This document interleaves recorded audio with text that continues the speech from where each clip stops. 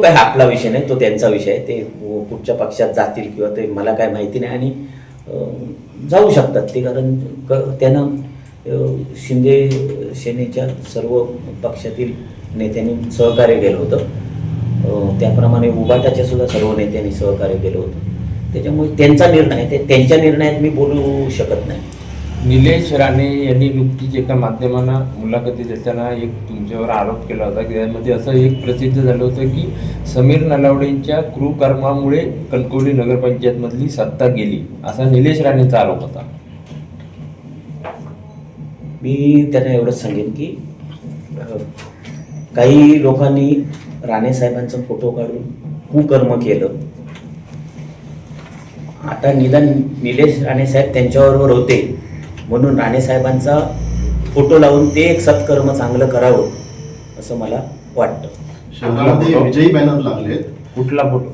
राणे साहेबांचा फोटो लावून चांगलं सत्कर्म करावं एवढंच मी सांगेन. कुठला फोटो काढला म्हणतात? राणे साहेबांचा फोटो काढला आणि नगराध्यक्ष दालनात मोदी साहेबांचा फोटो नगराध्यक्ष दालनामधला काढला.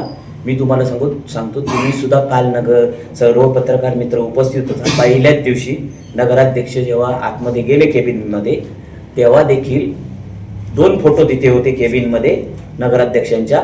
एक मोदी साहेबांचा फोटो होता आणि एक राणे साहेबांचा फोटो होता. ते दोन्ही फोटो काल देखील त्यांनी तिथून गायब केले. असू दे, काय नाही, पण माझ्या मनामध्ये, आमच्या सर्व कार्यकर्त्यांच्या मनामध्ये राणे साहेब आहेत. तुम्हाला मी 100% सांगतो, एक दिवस मी नक्की राणे साहेबांचा फोटो तिथे लावणार. हे तुम्हाला आज सांगतो, ही काळ्या दगडावरची रेष आहे.